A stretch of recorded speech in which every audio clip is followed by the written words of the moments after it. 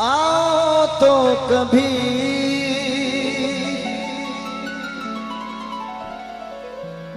देखो तो जरा हम कैसे जिए तेरी खातिर। आओ सावरे देखो तो जरा हम कैसे जिए तेरी खातिर।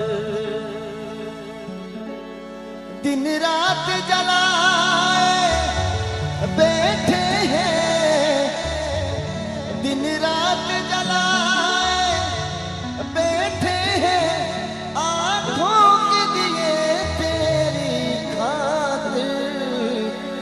आओ सावरे देखो तो जरा हम कैसे जिए तेरी खातिर।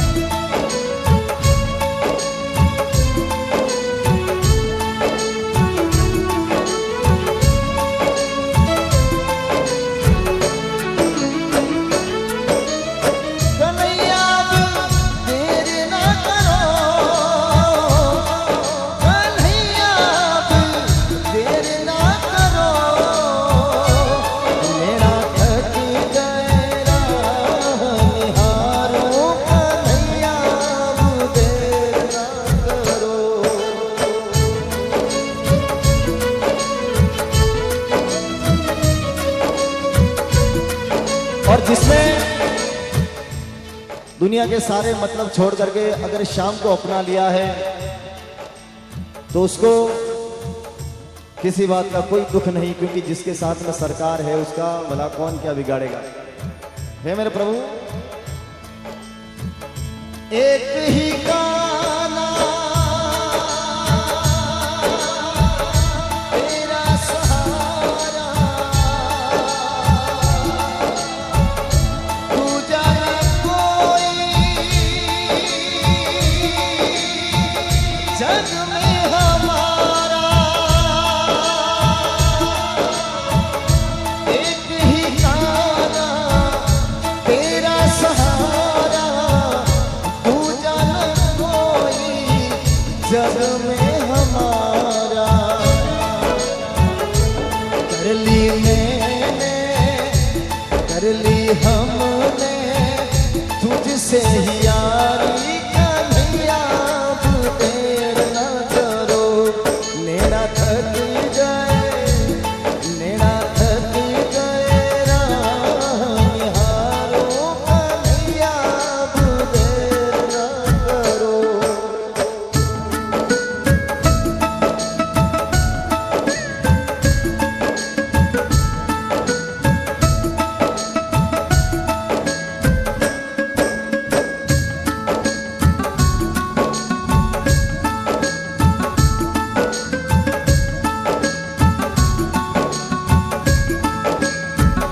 और हे शाम, हे प्रभु, तुझसे बड़ी कोई दौलत नहीं है मेरे पास में, और मेरे प्रभु तेरे दर्शन हो गए तो मेरे मन की सारी इच्छाएं, सारी कामनाएं पूरी हो गई। एक भक्त के मन की अरदास, हरदम पूजू नित में जाओ, सबसे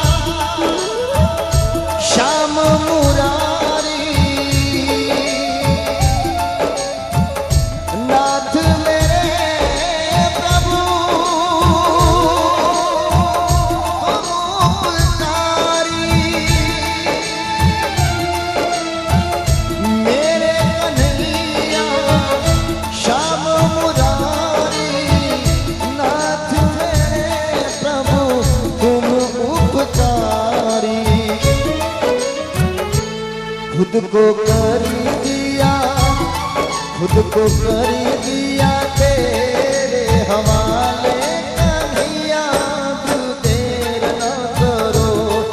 मेरा थक गए, मेरा थक गए राह निहारो, कन्हैया तू देर न करो।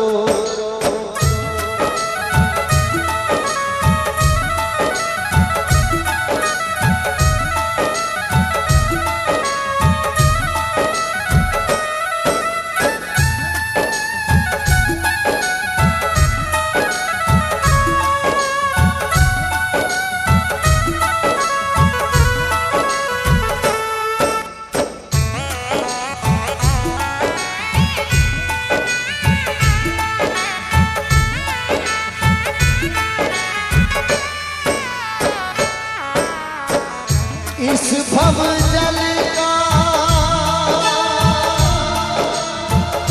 तू ही किनारा, जो भी मनाए उसको बारा। इस भव जल का तू ही किनारा, जो भी मनाए उसको बारा। ठाकुर चरणों में, वो ठाकुर चरणों में भगवत गाए, कन्हैया तू देर न करो। नैना थक गए, नैना थक गए राह निहारो, कन्हैया तू देर न करो।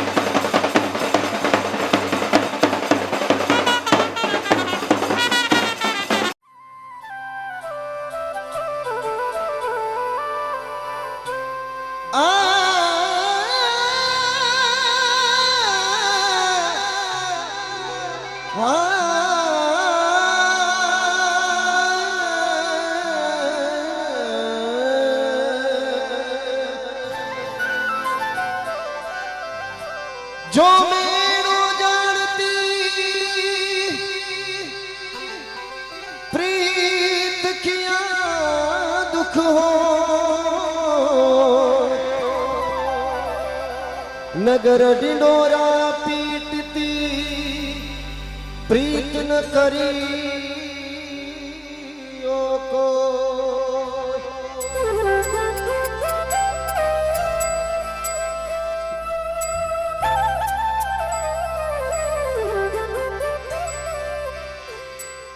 लगन तुमसे लगा बैठे जो होगा देखा जाएगा। बोले श्याम मुरारी की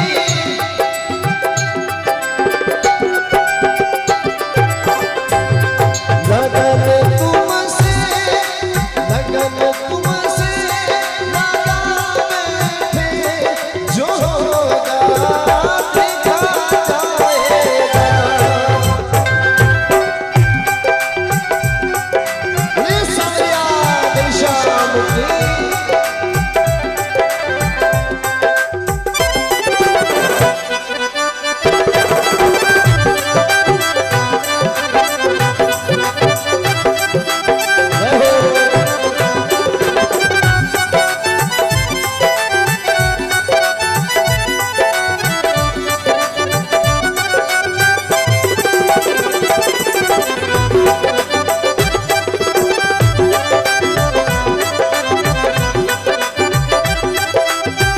और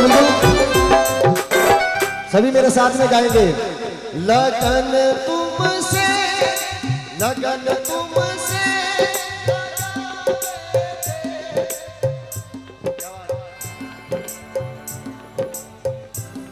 जो होगा देखा जाएगा, जो होगा देखा जाएगा, जो होगा देखा जाएगा।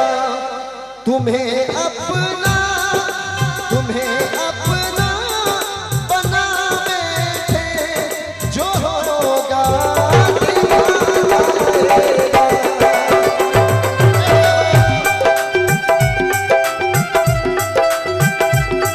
बोले श्याम मुरारी की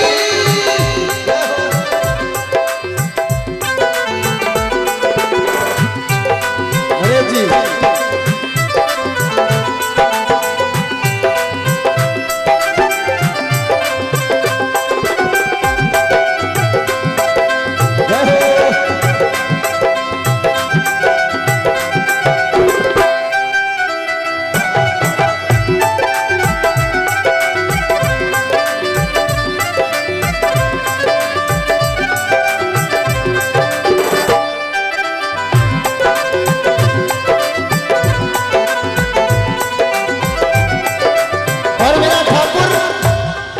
मेरा ठाकुर ना तोल करके देता है ना मोल करके देता है। मेरा ठाकुर ना तोल करके देता है ना मोल करके देता है। जब भी देता है दिल खोल कर देता है। कभी दुनिया से डरते थे वो छुप छुप याद करते थे।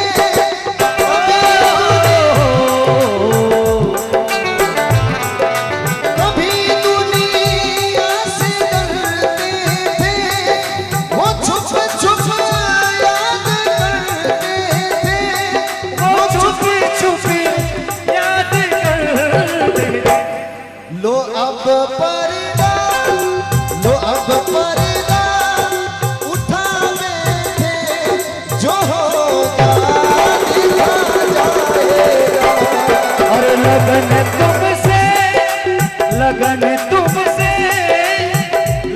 तुमसे लगा बैठे जो होगा देखा जाएगा। तुम्हें अपना बना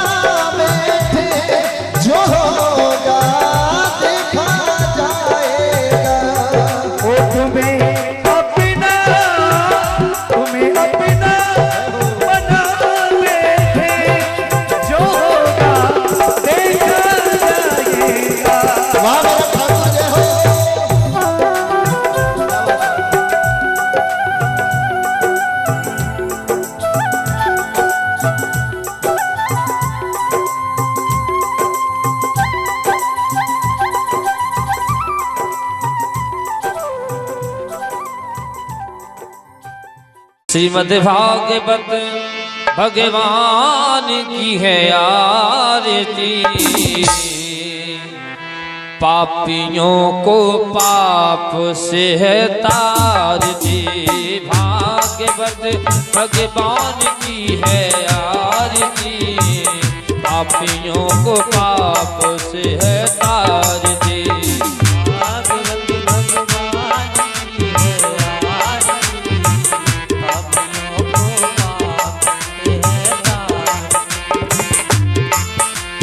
अमर ग्रंथ ये मुक्ति पंथ, ये पंचम वेद निराला, सब ज्योति जगाने वाला।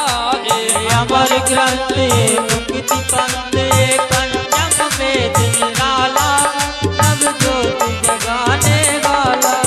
हरि नाम ही हरि धाम यही, हरि नाम ही हरि धाम यही, हरि नाम ही हरि धाम यही। जग की मंगलमय आरती, पापियों को पाप से है तारती।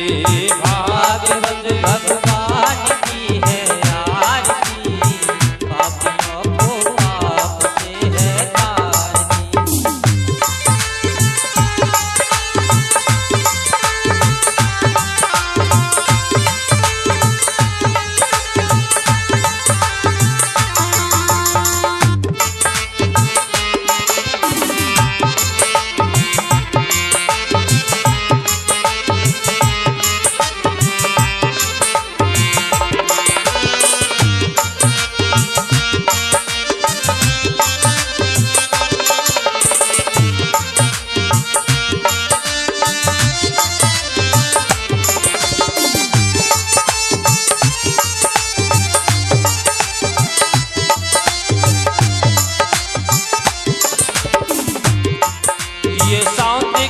पावन पुनीत पापों को मिटाने वाला, हरि तरस कराने वाला।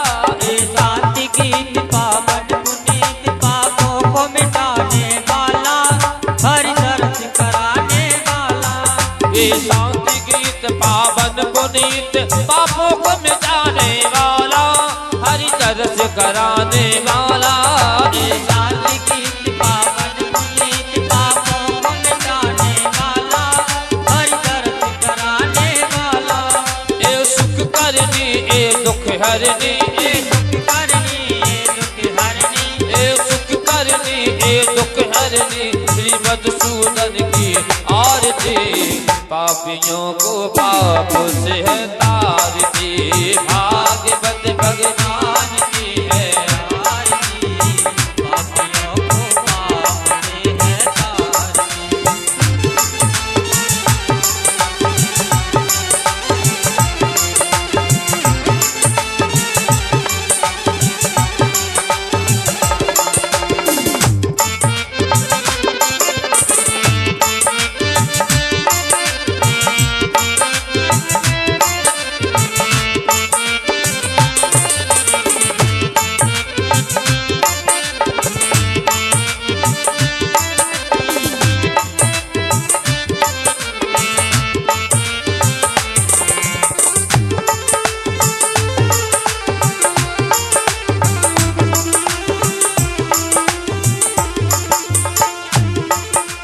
मधुर बोल जग पंथ खोल, सदमार्ग दिखाने वाला, बिगड़ी को बनाने वाला।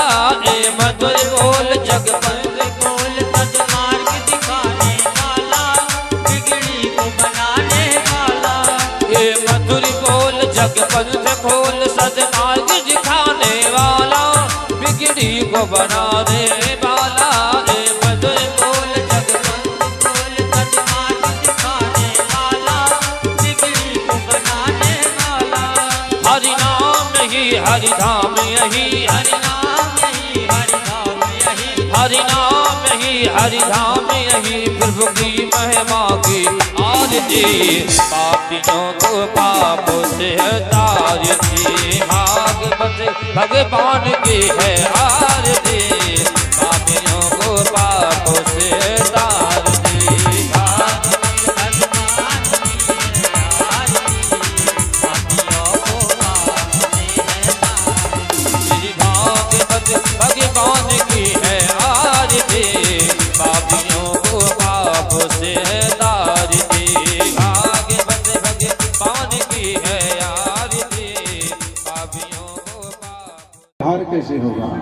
का कल्याण कैसे होगा? तो कहा क्या चाहते हैं उद्धव जी, बताओ आप हमारे अंतरंग सखा हैं, आपकी क्या इच्छा है? तो उद्धव जी ने कहा हम तो यही चाहते हैं कि आप पृथ्वी पर ही एक रूप से निवास करें। तो कन्हैया जी ने कहा कि कोई बात नहीं उद्धव, अब मैं श्रीमद् भागवत को ही क्षीर सागर बना करके और श्रीमद् भागवत में सशरीर निवास करूंगा। तो श्रीमद् भागवत का दर्शन हमारे गोविंद का दर्शन है। इनका नासे वैराग्य तासे त्याग, भागवत भासे भक्ति हो गई, गा से ज्ञान, वासे वैराग्य तासे त्याग, भागवत में सब कुछ है। भगवान कहते हैं कि भैया गृहस्थ में रहते हैं, देखो प्रमाण है श्रीमद् भागवत में। कोई गोपी सन्यासिनी नहीं बनी, कोई गोपी अपना घर द्वार छोड़ करके जंगल नहीं गई, घर में रहते हुए परम पिता परमात्मा का ध्यान करते हुए जहाँ चाहती थी, जैसा चाहती थी वैसा नचा लेती थी, है ना। कोई सन्यासिनी तो नहीं बनी, किसी ने अपना घर तो नहीं त्यागा, घर गृहस्थी का काम करते हुए भी ध्यान भगवान का करती रही, स्मरण गोविंद का करती रही। इसलिए तो भगवान को जहाँ चाहती थी जब चाहती थी बुला लेती। तो इसलिए श्रीमद् भागवत की कथा महाराज सप्ताह दिन में मुक्ति प्रदान करने वाली है। राजा परीक्षित को श्राप हो गया था ना कि 7 दिन के अंदर तक्षक नाम का नाग तुमको डस लेगा, कि 7 दिन के अंदर तक्षक नाम डसेगा तुझे। तो बहुत चिंतित हो गए महाराज, राजपाट सब कुछ त्याग दिया और चल पड़े थे कि अब क्या करूं, कोई अपनी मुक्ति का उपाय तो ढूंढूं महाराज। उसी समय सुखदेव जी महाराज जो है अब श्रीमद् भागवत की कथा सुनाने के लिए राजा परीक्षित को आ रहे थे। तो देवताओं को पता चला कि सुखदेव जी महाराज जा रहे हैं, राजा परीक्षित को बुला। सुखदेव जी हंसने लगे, कहा स्वाकार कुशलासुरा, देवता अपना काम बनाने में बड़े चतुर होते हैं महाराज। तो सुखदेव जी ने कहा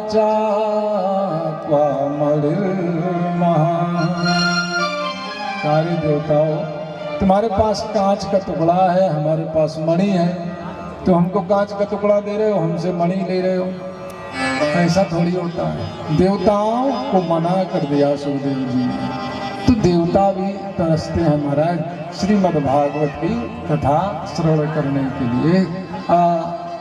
सुखदेव जी महाराज राजा परीक्षित को श्रीमद् भागवत की कथा श्रवण कराते हैं। कथा आगे आएगी और 7 दिन के अंदर महाराज परीक्षित की मुक्ति हो जाती है। लेकिन देखो महाराज, दोनों अधिकारी होना चाहिए, गुरु शिष्य दोनों अधिकारी हों, श्रोता वक्ता दोनों अधिकारी होना चाहिए, तभी ऐसा हो सकता है।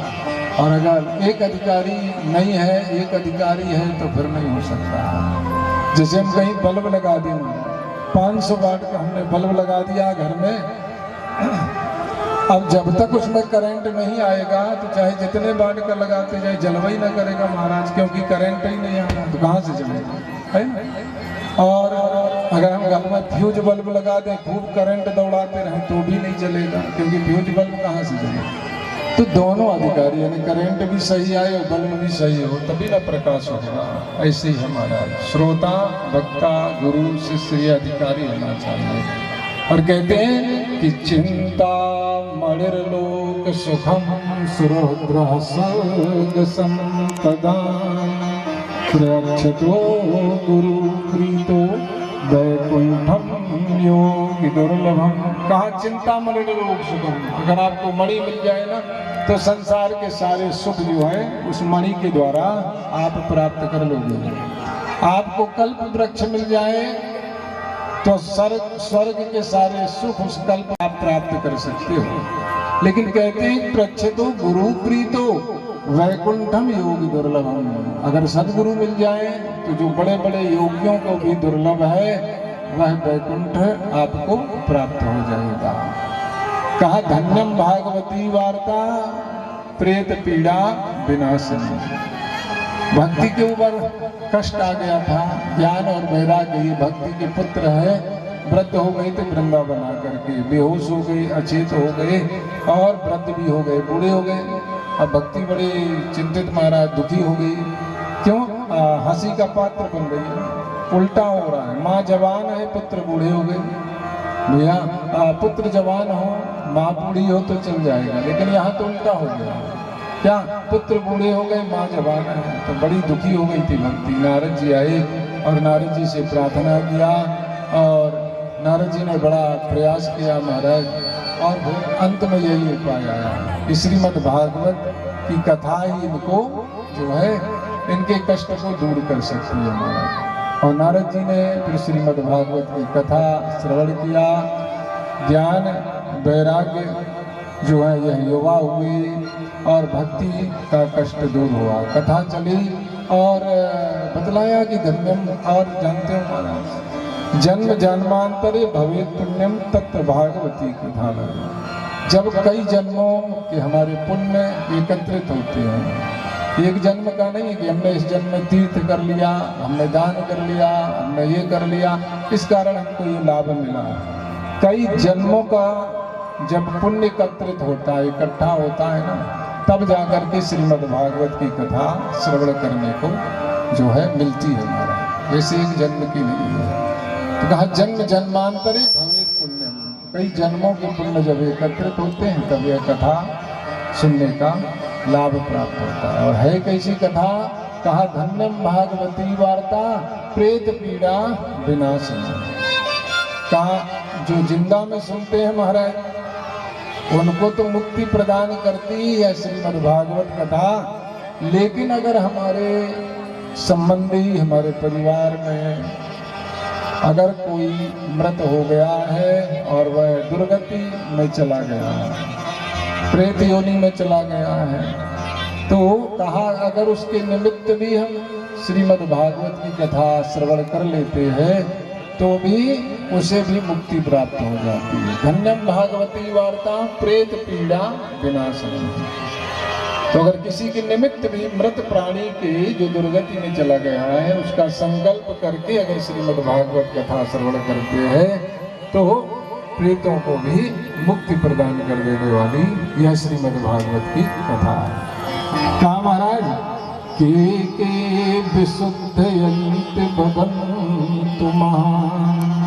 कहा कौन कौन? नारद जी ने पूछा कि महाराज हम तो ये सुन रहे हैं प्रेत पीड़ा विनाशिनी, चलिए मुक्ति, लेकिन कौन कौन है जिनको यह मुक्त कर देती है? तो कहा ये मानवा पापा क्रस्तु सर्वदा सदा दुराचार विमार्गा क्रोधाग्नः कुटिलाश्च कामिना सत्तान यज्ञेन कलौ पुनन्ति। का महाराज ये मत पूछो कि कौन कौन इसको सुनने से तर जाता है। कहा ये मानवा पाप क्रसस्तो सर्वदा सदा दुराचार, अत्याचार, दुराचार, भ्रष्टाचार, पापाचार। और कहा सुनो महाराज जीवन में जिसने पाप के अलावा कुछ किया ही नहीं है उनकी भी ये श्रीमद् भागवत कथा जो है गति बना देती है, मुक्ति प्रदान कर देती है। कहा महाराज कोई प्रमाण है ऐसा, कोई पापी तरह हो इससे? जब तक प्रमाण नहीं होगा तो लोगों को बताएंगे कैसे, समझेंगे कैसे लोग? कहा ऐसे तो आप ठीक कह रहे हो लेकिन कोई प्रमाण दे दिए। तो बताया महाराज प्रमाण। कहा जानते हो लोकवार्ता क्रूरा प्रेषो बहुजल्पिका सूरा चाग्रह कृत्येषु कृपणा कला प्रिया।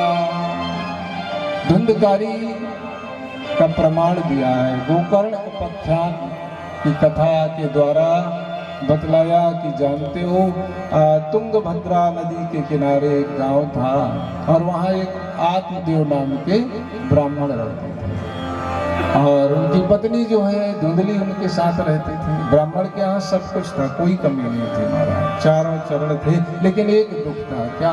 संतान नहीं थी महाराज। सब कुछ है, खाना तो बहुत है लेकिन खाने वाला कोई नहीं है। इसलिए ब्राह्मण आत्मदेव बड़ा दुखी रहा करते थे। कहा सब कुछ है लेकिन क्या बताएं एक संतान नहीं है और संतान के बिना सब बेकार है महाराज, बड़ा दुखी है। और पास पड़ोस के लोग भी जानते हो महाराज, अगर आत्मदेव कोई वृक्ष लगा लेते थे ना तो कभी फूलता फलता नहीं था महाराज, वो वृक्ष कभी फलता ही नहीं था। आत्मदेव कोई गाय पाल लेते थे ना तो वो बांझ रह जाती थी, गाय बच्चा ही नहीं जमती थी महाराज, ऐसी दशा। तो बड़ा दुखी थे। और एक दिन आत्मदेव ने निश्चय किया कि अब इस जीवन को त्याग देना चाहिए, क्योंकि अब बेकार है, सब कुछ है लेकिन हमारी संतान नहीं है, तो मैं इस जीवन को त्याग दूंगा। और घर छोड़ करके चल पड़े महाराज, और जाकर के एक सरोवर के किनारे बैठ गए और कहा कि अब इसी में कूद करके मैं अपना जो है इस देह का त्याग कर दूंगा। उदास बैठे हुए थे, बस तैयारी कर रहे थे कि अब इस सरोवर में तालाब में कूद करके अब मैं इस देह को त्याग दूँ कि उसी समय कोई संत सामने से आते हुए दिखाई दिए। और आत्मदेव ने देखा कि कोई संत आ रहे हैं, तो कहा और अच्छी बात है, इनका दर्शन करके प्राण त्याग करूँगा तो और अच्छा रहेगा। और संत जब पहुँचे, आत्मदेव को दुखी देखा तो संत को बड़ा आश्चर्य लगा। और संत ने आत्मदेव से पूछा कि कथम रोदसी विप्रा त्वं का चिंता बलीयसी वद त्वं सत्वरं महा स्वस्थ दुःखस्य कारणम्। रो पड़े महाराज। पूछा संत ने कि करो, बड़ा उदास दिख रहे हो, दुखी दिख रहे हो, रो रहे हो, तुम्हारी चिंता का क्या कारण है? किम ब्रवामी ऋषे दुखम पूर्व पापे निसंचितम मदीया पूर्वजास्तोयम कौष्णम भवन्यते। कहा महाराज क्या बताऊं, मैं इतना दुखी हूँ कि मैं तो दुखी हूँ, मेरे पूर्वज भी दुखी हैं। मेरे बाद मेरे पूर्वजों को कोई एक लोटा जल देने वाला नहीं है, तो मेरे पूर्वज भी मुझसे नाराज दुखी रहेंगे। मैं दुखी हूँ क्योंकि मेरे यहाँ कोई संतान नहीं है महाराज, और आप मिल गए हो तो बहुत कृपा कर दो, मेरे यहाँ कोई आशीर्वाद दे दो, हमारे कोई एक संतान हो जाए। तो कहा महाराज मुंच ज्ञानम प्रजारूपम बलिष्ठम कर्मणो गति विवेकम दोषमासाद्यम त्याग संसार वासना। आप संत हैं और संत का आशीर्वाद कभी जो है व्यर्थ नहीं जाता, ये प्रमाण है। एक बार महाराज एक गांव में नारद जी महाराज आए, और जब नारद जी आए तो एक घर में गए, बेचारे उनके यहाँ कोई संतान नहीं थी, बड़ा दुखी थे। नारद जी से प्रार्थना किया कि महाराज आपका तो संबंध है गोविंद से, भगवान से, नारायण से, आप कृपा करवा दीजिए गोविंद की, हमारे यहाँ एक आध संतान हो जाए। तो नारद जी ने कहा कि भैया बात करना पड़ेगी, भगवान से पूछना पड़ेगा उनकी क्या इच्छाएं हैं। कहा अरे आप कृपा करो, आप हमारे को एक आध संतान दिला दो प्रभु से। तो नारद जी ने कहा कि ठीक है महाराज। अब गए भगवान के पास नारद जी, भगवान नारायण से प्रार्थना किया, कहा महाराज भक्त बहुत है मेरा, लेकिन उसके यहाँ कोई संतान नहीं है, कृपा कर दो तो एक आध संतान हो जाए। भगवान ने बताया भैया ब्रह्मा से पूछो, ब्रह्मा ने कहा कोई है ही नहीं इनके भाग्य में। तो भगवान ने कहा कि नारद जी अब संतान नहीं हो पाएगी तुम्हारे भक्त की, भाई है ही नहीं तो अब हम क्या करें, हम अगर कुछ होता तो हम प्रयास कर देते, संतान नहीं हो पाएगी। नारद जी बड़ा दुखी हो गए, आए और भक्त को बताया, कहा भैया नहीं हो पाएगी, भगवान ने ही मना कर दिया तो कहाँ से होगी, उनके बढ़ के तो कोई है नहीं संसार, तो कहाँ हो। अब धीरे धीरे क्या हुआ, ये संत कृपा है महाराज। देखो भगवंत कृपा ऊंची होती है कि संत कृपा, भगवंत कृपा बड़ी है कि संत कृपा, तो जानते हो संत कृपा बड़ी है महाराज। जिनके ऊपर भगवंत कृपा होती है, भगवान की कृपा होती है ना, तो क्या होता है वो भगवान के पीछे पीछे चलने लगते हैं, है ना। जिनके ऊपर भगवान की कृपा होती है तो भगवंत कृपा हो गई। और कहा संत कृपा महाराज, कहा जिनके ऊपर संत कृपा हो जाए ना, भगवान उनके पीछे चलने लगते हैं, है ना। तो ऊंची हुई ना, भगवंत कृपा में तो आप भगवान के पीछे पीछे चलोगे, लेकिन अगर संत कृपा हो गई तो भगवान आपके पीछे पीछे चलने लगे, ऐसी बात है। आज तो नारद जी ने बताया कि तुम्हारे कोई संतान नहीं है, इसलिए अब क्या करें, चले गए नारद जी। एक दिन की घटना है महाराज, उसी गांव में एक संत जी आए। अब संत आते हैं स्वयं पाकी होते हैं, वो अपने हाथ से प्रसाद बनाते हैं, खाते हैं। और संत ने आवाज लगाई गांव में कि कोई एक कंडा देगा, एक पुत्र होगा, दो कंडा देगा, दो पुत्र होगा, तीन कंडा देगा, तीन पुत्र होगा। तो यही दौड़े महाराज भक्त भक्त की तो संतान नहीं थी। 3-4 कंडा ले जाकर के और संत जी को दिया, कहा महाराज ये लीजिए। संत जी ने प्रसाद बनाया, पाया और चले गए। अब कुछ दिनों के बाद नारद जी फिर वहीं आए और जब भक्त के यहाँ आए तो देखा कि 3-4 बच्चे खेल रहे हैं घर में। तो नारद जी को बड़ा आश्चर्य हुआ और नारद जी ने कहा कि ये किनके हैं भैया, कौन रिश्तेदार है? कहा कोई नहीं, अपने हैं। कहा क्या कह रहे हो? कहा नहीं नहीं, तुम्हारे हो ही नहीं सकते, भगवान ने मना कर दिया, फिर कहाँ से हो जाएंगे? अरे भक्त ने कहा नहीं नहीं महाराज हमारे ही हैं। कहा ये कहाँ से हो गए? कहा हो गया, आप संत की कृपा बन गई। अब नारद जी भागे भगवान के पास और कहा कि प्रभु ये क्या कह रहे हो, हमें बड़ा आश्चर्य लग रहा है। कहा बताओ, आपने कहा था कि बिल्कुल संतान नहीं है और उसके यहाँ तो 4-4 बच्चे हो गए। भगवान ने कहा कि नारद, संत के वाक्य को मैं भी नहीं काट पाता हूँ। संत ने आशीर्वाद दे दिया, उस वचन को काटने में मैं भी असमर्थ हूँ। तो आज आत्मदेव ब्राह्मण संत के सामने प्रार्थना करते हैं कि अब आप आ गए हो तो कृपा कर दो, मुझे एक संतान का आशीर्वाद दो। तो संत ने कहा कि देखना पड़ेगा महाराज, तेरे भाग्य में है कि नहीं, पहले ये तो देख लेंगे। और जब देखा संत ने तो आत्मदेव ब्राह्मण को बताया कि एक जन्म की बात तो छोड़ दे, 7 जन्म तक तेरे कोई संतान नहीं है, इस जन्म की तो बात नहीं। ब्राह्मण ने कहा कि मैं कुछ नहीं जानता हूँ। आत्मदेव ने कहा आप तो मुझे आशीर्वाद दीजिए, मुझे संतान चाहिए, अगर नहीं देंगे मैं आपके सामने इस तालाब में कूद करके मर जाऊंगा और आपको ब्रह्म हत्या लगेगी, आपके सामने मरूंगा। संत ने समझाया कि देख भैया, संतान से किसी को सुख नहीं हुआ। कहा राजा सगर के 60,000 संतान थी, लेकिन परिणाम क्या हुआ? अनादर किया कपिल देव जी का और जल करके भस्म हो गए। कई पीढ़ी लग गई महाराज उनको तारने में। कहा जो तू सोचता है कि हमारे पुत्र होगा, पिंडदान करेगा, उस पिंडदान से हमको मुक्ति मिल जाएगी। तो संत ने समझाया कि ये खोबा का या जवा के आटा का पिंडदान करने से अगर संतान के पिता को मुक्ति मिलने लगे तो जितने संत महात्मा है ना, ये सब छोड़ करके संतान ही ना उत्पन्न करने लगे। क्या करना है महाराज, हमारा बेटा होगा, पिंडदान कर देगा, हमको मुक्ति मिल जाएगी। संत ने समझाया कि आटा खोबा वाला पिंडदान नहीं है महाराज। कहा संतान के इस पिंडदान से मुक्ति नहीं मिलना। कहा पिंड है ये शरीर अपना स्वयं का, इस पिंड को, इस शरीर को परमात्मा में हमको स्वयं लगाना पड़ेगा, समर्पित करना पड़ेगा, तभी मुक्ति होगी। हम सोचें कि संतान पिंडदान कर दे और मुक्ति हो जाए तो ये असंभव है। संत ने बहुत समझाया, अंत में हट कर दिया आत्मदेव ब्राह्मण ने कि मैं तो मर जाऊंगा, मुझे संतान चाहिए। अंत में संत ने एक फल लिया और वो फल अब दे दिया आत्मदेव ब्राह्मण को। कहा अगर तुम चाहते हो कि चलो तुम्हारे संतान होने हुए फल मैं दे रहा हूँ, तुम अपनी पत्नी को खिला देना। और नियम बता दिया आत्मदेव का, तुम्हारे यहाँ पुत्र होगा, इसमें कोई संशय नहीं। अब महाराज क्या हुआ, आत्मदेव ब्राह्मण वो फल लेकर के आए और अपनी पत्नी जिनका नाम धुंधली रहता है उनको बुलाया। बहुत प्रसन्न थे और कहा देखो ये संत का आशीर्वाद मिला है, ये फल तुम खा लो और इसको तुम खा लोगी तो अपने यहाँ संतान हो जाएगी। धुंधली ने कहा कि ठीक है, ले लिया फल और आत्मदेव ब्राह्मण बड़े प्रसन्न और चले गए महाराज। अब क्या हुआ, अब धुंधली ने ये सोचा कि ये फल खाने से हमारे को गर्भवती होना पड़ेगा।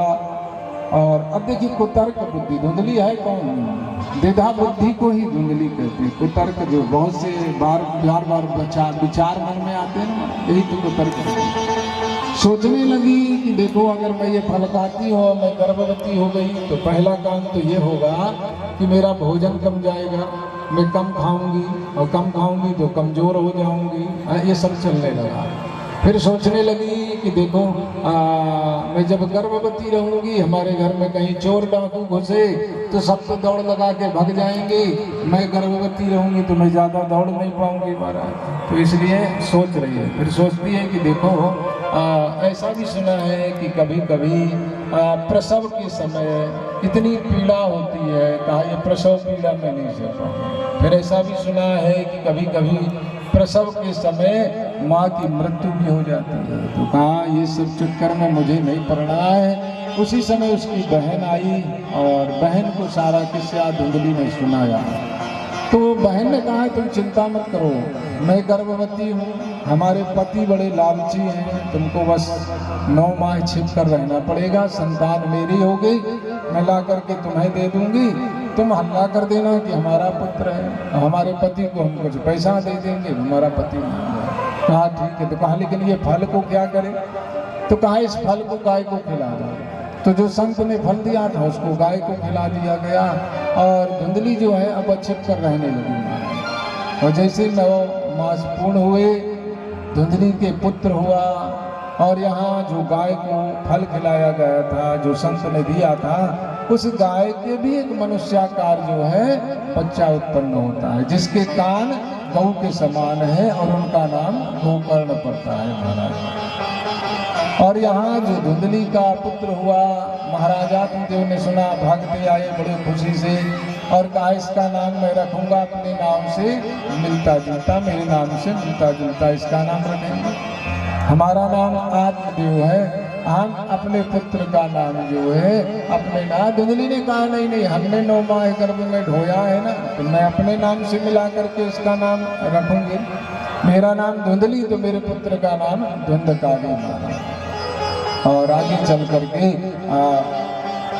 गोकर्ण जी जो है यह बहुत बड़े विद्वान पंडित हुए, लेकिन धुंधकारी जो है यह तो महाराज पापाचार में लग गया, पापाचार करने लगा, लूट मार चोरी डकैती, राहगीरों को लूटना और अंत में वेश्याओं के संसर्ग में आ गया और घर का जितना धन था ना वो सब कुछ जो है वेश्याओं में लुटा दिया।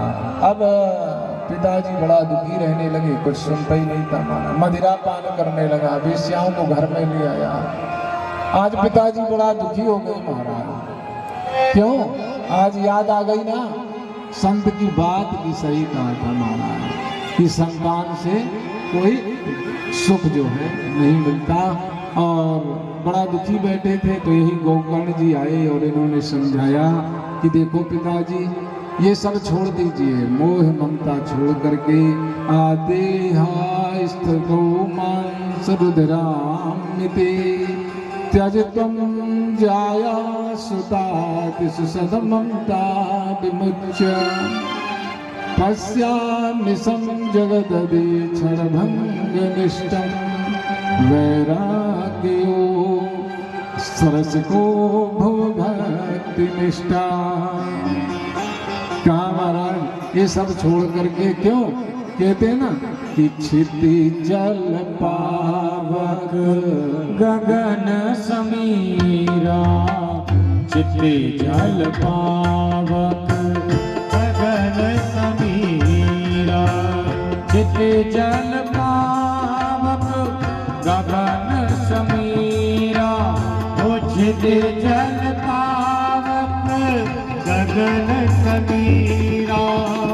पंच रचित अधम शरीरा, पंच रचित अधम शरीरा। महाराज पिताजी तो ग्रह को त्याग करके घर को छोड़ करके और चले गए वन में, और वन में जाकर के आत्मदेव भगवान का स्मरण जाप तप ध्यान करते हुए मुक्ति प्राप्त कर ली। जो धुंधली थी माँ, एक दिन धुंधकारी पुत्र ने कहा कि देख मुझे जो भी अब बचा है तेरे पास ना वो सब दे दे। तो माँ ने कहा कुछ है ही नहीं, सब ले गया, लुटा दिया आपको, या कुछ बचे ही नहीं। कहा मैं कुछ नहीं जानता हूँ, अभी मैं आ रहा हूँ, अगर मुझे नहीं दिया तो तुझे डंडे से मार लगाऊंगा।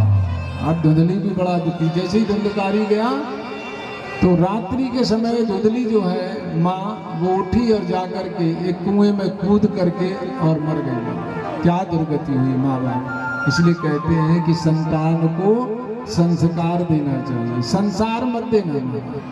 अगर संतान को संसार देवोगे ना तो फिर ऐसी दशा, अगर संस्कार दे दिया फिर क्या। इसलिए हमको संतान को प्रयास करना चाहिए कि हर हाल में हर समय संस्कार जरूर दें।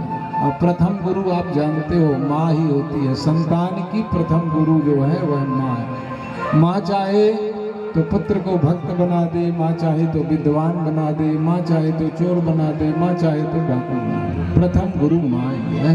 आज माँ को कुएं में कूद करके प्राण त्यागना पड़ा महाराज, पुत्र से दुखी होकर के। अब धंधकारी निश्चिंत हो गया, बड़ा पाप कर रहा था, 5 वेश्याओं को ले आया था और चोरी करके रोज लाता था। एक दिन वेश्याओं ने विचार किया कि रोज तो चोरी करके लाता है महाराज, एक ना एक दिन पकड़ जाएगा, और जिस दिन पकड़ गया तो ये तो जेल जाएगा, हमको भी जेल ले जाएगा, हमको भी जेल जाना पड़ेगा। तो कहा क्या करें? तो कहा इसको अपन ऐसा करते हैं कि मार डालते हैं। कहा ठीक है। अब एक दिन जब चोरी करके धुंधकारी आया, रात्रि में भोजन किया और सो गया। और जब सो गया तो वेश्याओं ने क्या किया, कहा सो रहा है, सोते में इसको मार देते हैं। तो रस्सी लेकर के आई महाराज, और रस्सी ला करके सोए हुए धुंधकारी को गले में फंदा लगाया और खींचने लगी महाराज। और जब खूब खींच रही थी ना फंदा, तो क्या हुआ, धुंधकारी मर नहीं रहा था। अति जो पापी होते हैं ना महाराज, उनकी जल्दी मृत्यु नहीं हो रही। अब मर ही नहीं रहा, 5 वेश्याएं खींच रही है फंदा गले में डाल करके, रस्सी नहीं मर रहा। कहा क्या करे? कहा वो अंगार जल रहे हैं, उठा ला। तो सामने अच्छे अंगार भरे हुए थे खूब सारे, तो अंगार लेकर के आई और उसके मुंह में खूब भर दिया महाराज। और तब जाकर के धुंधकारी का प्राणांत हो गया, मर गया। और अब वेश्याओं ने कहा इसका क्या करें? सुबह तो अब लोग देखेंगे तो पूछने लगेंगे ये क्या हो गया। तो रात में ही घर के अंदर एक गड्ढा खोदा और उसमें धुंधकारी को दफन कर दिया, ऊपर से सब ठीक ठाक कर दिया। सुबह उठे, पड़ोसी लोगों ने पूछा कि आज पतिदेव कहाँ गए? तो कह दिया परदेश चले गए। अब धंधकारी तो बन गया प्रेत। एक दिन महाराज गोकर्ण जी जो है तीर्थ यात्रा करके जब लौटे तो अपने गांव आए, और गांव आए तो अर्धरात्रि के समय आज गोकर्ण जी अपने घर में गए। और जब घर में गए तो रात्रि चुपचाप आज घर में विश्राम, माँ पिता सब स्वर्गवास, और भाई का भी पता चल गया था कि हमारा भाई धुंधकारी भी जो है मृत्यु को प्राप्त हो गया। तो आज घर में रुके। कुछ समय पश्चात क्या देखा गोकर्ण जी ने कि सुधामयम बचोयासा कामिनां रसवर्धनम हृदयं क्षुधारं प्रियं को नाम योषिता।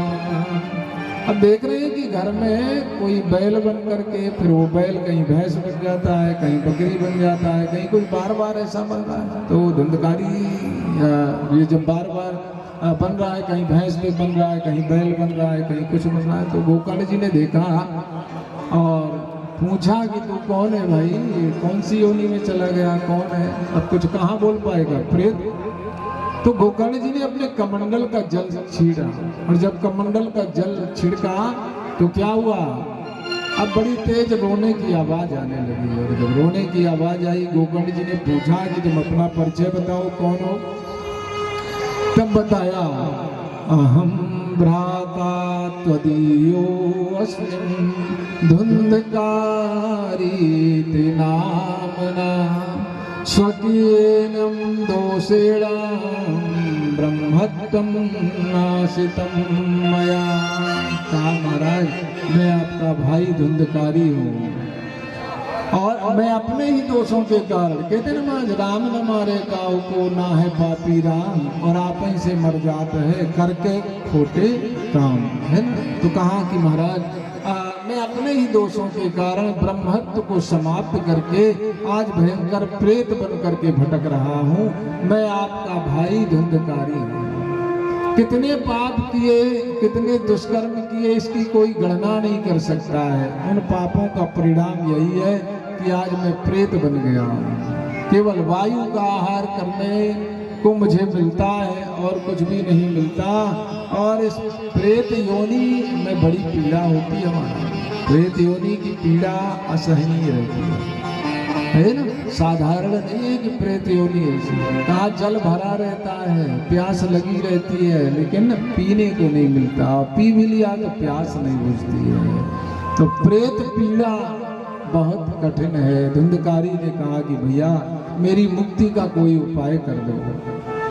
गोकर्ण जी को बड़ा आश्चर्य लगा। गोकर्ण जी ने कहा कि क्या कह रहे हो, अहो बंधो कृपा सिंधु भ्रातस्मा मोचे था।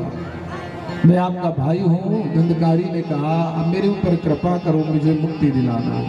गोकर्ण जी ने कहा कि गया श्राद्ध है, कहा मैं तो गया में तुम्हारे लिए श्राद्ध कर दिया है। धंधकारी जब मुझे पता चला कि तुम्हारी मृत्यु हो गई है तो तुम मेरे भाई हो, इसलिए मैं गया जी तुरंत गया और गया जी में जाकर के मैंने तुम्हारे नाम से पिंडदान कर दिया है। तो कहा धंधकारी ने कि गया श्राद्धे सतेनापि मुक्तिर में न भविष्य। हे भाई, एक पिंड नहीं, आप तो 100 पिंड भी मेरे लिए पिंडदान कर दोगे गया जी में तो भी मेरी मुक्ति नहीं होगी। गया श्राद्धे सतेनापि मुक्तिर में न भविष्य। 100 पिंडदान भी गया जी में आप कर दोगे, मेरी मुक्ति नहीं हो सकती। हे भैया, इसलिए मैं चाहता हूँ कि आप कोई उपाय मेरी मुक्ति का बनाए। गोकर्ण जी ने कहा ठीक है, अब रात्रि है, अब रात्रि में तू जा विश्राम कर कहीं भी, प्रातः काल में तेरी मुक्ति का कोई उपाय सोचूंगा। और सुबह उठे गोकर्ण जी त्रिकाल संध्या करते थे। गोकर्ण जी त्रिकाल संध्या करने वाले ब्राह्मण थे, सूर्य भगवान के बड़े भक्त थे। सुबह जैसे प्रातः काल हुआ, भुवन भास्कर को गोकर्ण जी ने रोक दिया, सूर्य भगवान की गति रोक दी, प्रार्थना किया कि बताओ मेरे भाई की मुक्ति का क्या उपाय है। तो भगवान भास्कर सूर्यदेव जी ने कहा कि संसार में विश्व ब्रह्मांड में तेरी भाई की मुक्ति कभी नहीं हो सकती है, एक ही उपाय है कि उसे श्रीमद् भागवत की कथा सुनाई जाए। अगर श्रीमद् भागवत की कथा श्रवण करेगा वही मुक्त हो सकता है, अन्यथा और कोई उपाय नहीं। तो मुक्ति का केवल एक यही उपाय, इसलिए मुक्ति का प्रयास करना चाहिए। कहते भी है ना महाराज कि मुक्ति का कोई तू जतन कर ले, है ना, करना चाहिए, हमको प्रयास करते हैं। देखो महाराज, हम जब कहीं रिश्तेदारी में जाते हैं, ध्यान से सुनना, तो हमको पता रहता है फलाने दिन हमको जाना है शादी में, पार्टी में, कुछ में भी, तो हम हफ्तों पहले से तैयारी बनाते हैं ना, ये कपड़ा ले जाना है, वो कपड़ा, ये अटैची, वो बैग, ये सब तैयारी तो है वहाँ जाने के लिए। और जहाँ से जाकर के हमको कभी आना नहीं, वहाँ की तैयारी हम करते नहीं। इसलिए हमारे संत कहते हैं कि भैया अपनी मुक्ति का उपाय थोड़ा थोड़ा जो है वह कर। मुक्ति का कोई तू जतन कर ले, रोज थोड़ा थोड़ा हरि का भजन कर ले, रोज थोड़ा थोड़ा हरि का भजन कर ले, थोड़ा थोड़ा हरि का भजन कर ले, रोज थोड़ा थोड़ा हरि का भजन कर ले। मुक्ति का कोई तू जतन कर ले हो, मुक्ति का कोई तू जतन कर ले, रोज थोड़ा थोड़ा हरि का भजन कर ले, रोज थोड़ा थोड़ा हरि का भजन कर ले।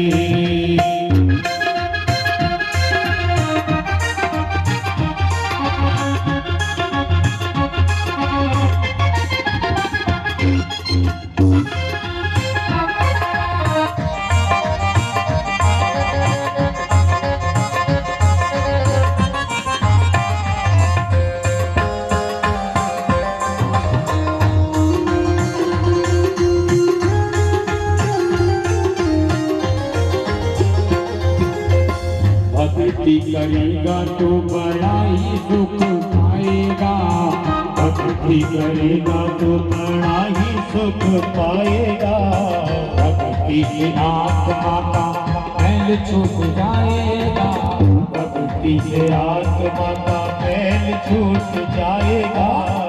आत्मा के साथ साथ मन कर ले, हाँ आत्मा के साथ साथ मन कर ले, रोज थोड़ा थोड़ा हरि का भजन कर ले, रोज थोड़ा थोड़ा हरि का भजन कर ले।